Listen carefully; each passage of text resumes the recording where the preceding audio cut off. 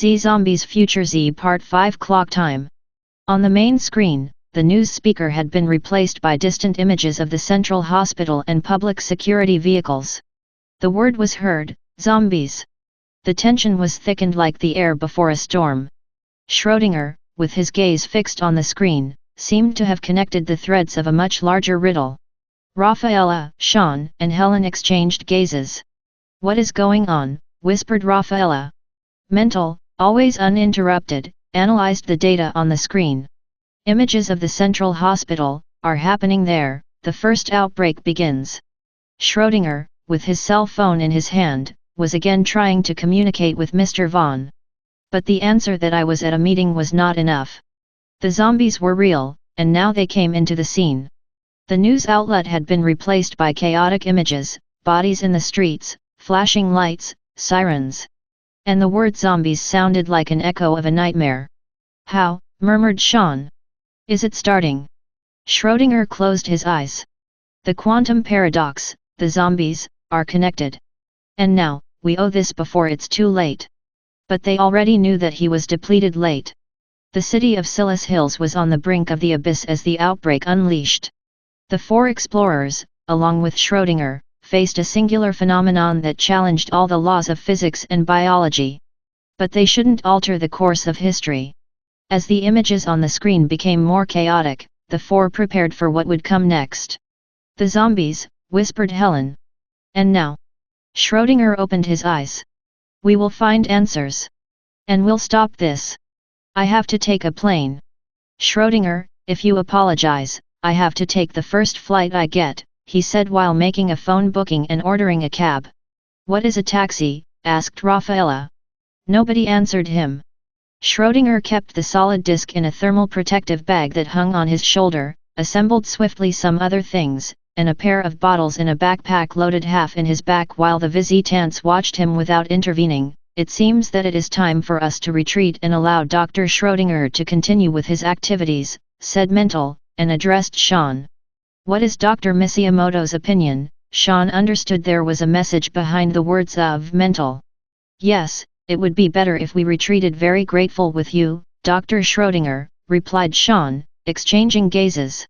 The situation became more desperate every second. The images on the screen showed at a distance the catastrophe that was beginning. The zombies, manifesting themselves in reality. The air filled with uncertainty and time stretching like an elastic about to break. Schrödinger, with his heat protection bag and half-loaded backpack, heads toward the lab door. The visitants follow him, each with his thoughts and emotions. The taxi is waiting outside, like a temporary shelter in the middle of chaos. The driver, alien to the situation, looks with curiosity at the newcomers. "Where am I taking them?" he asks. Schrödinger sits in the rear seat. "At the airport." The taxi starts with its passengers slightly tight, and the city of Silas Hills fades away in the mirror. The buildings, the streets, were already beginning to show some nervousness, but beyond the usual in transit everything is mixed into a nebula of possibilities. Rafaela, in the noise of the city, whispered to Helen, "Are these shots?" and Helen and Menta asshole in silence. At the airport, Schrödinger said goodbye with a gesture. "Seek more answers, stop this." And he disappeared among the ever more chaotic crowd, as if he were part of a dream that fades away at waking up. The four explorers stay at the terminal, looking at the screens of the flights. The mission was clear, to discover the connection between Schrödinger's data and the phenomenon that caused the origin of the Ghoul cataclysm. "What are we going to do now?" asked Helen. Sean looks at Rafaela and Mental. "We will continue." And he looked at Mental. "Did you manage to copy the original data from the disk?" Mental, looking around like Helen, he replied, "I have everything.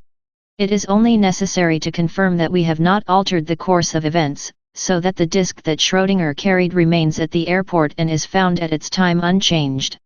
Sean said, "Because we lost the stealth field, we got connected by influencing the chain of events. We now have to verify that we have not altered the course of the events, which is crucial to owning the integrity of the timeline. Thanks Mental, we have a detailed record of our actions and decisions. On any significant change we have made, Mental will identify the differences between our timeline and the original one."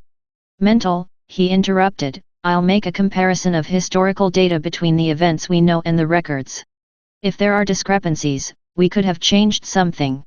For example, if we know that an important event occurred on a specific date, we can check if it is still true, or if it could be a sign of alteration. If we notice significant changes in the sequence of events, we must investigate more thoroughly and carry out a constant monitoring of the environment and events. If something seems out of place or unusual, we need to investigate more thoroughly. Which, said Helen, in the end, we must be cautious and willing to correct any distortion we have caused. Our responsibility as the watchers and, in this case, to maintain coherence and avoid catastrophic consequences. With the noise of the engines of the aircraft, the visitants prepare for their next step. A lot of hysterical people began to crowd the place. Hysteria seized the airport as the crowd ran in all directions. Sean, with determination, said let's get out of here and urged the group to withdraw. The security officers, with their hands on the back of their guns, ran in the opposite direction. Urgency and danger were intertwined in a frenetic dance. Let's get out of here, shouted Sean, guiding the group towards the exit.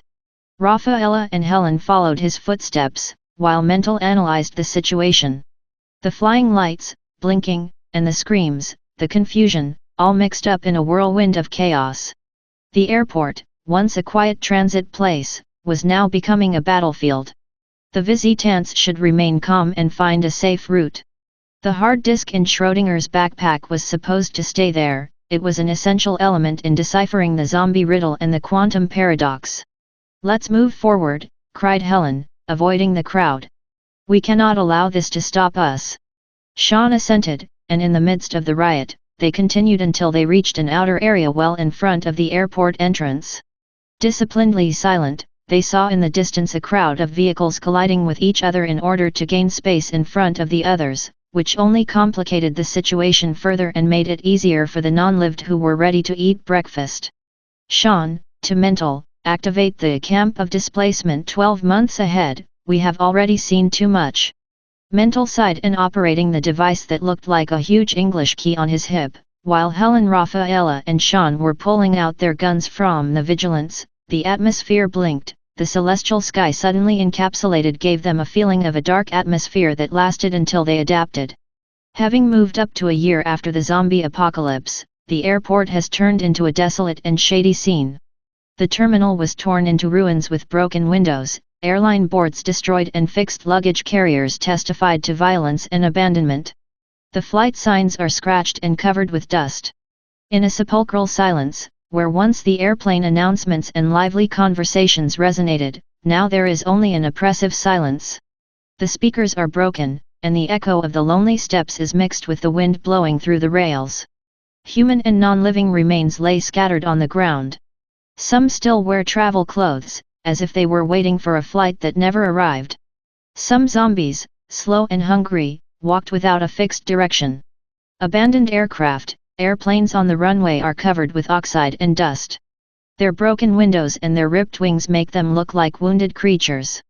Some were open, revealing empty seats and luggage compartments. The corridors that were once full of travelers are now they're dark and claustrophobic. Dead and dusty lights, only disturbing shadows on the walls. Abandoned food places, restaurants and cafes are deserted. The chairs are folded, and the tables are covered with mold. The discolored menus still advertise meals that would never be served again.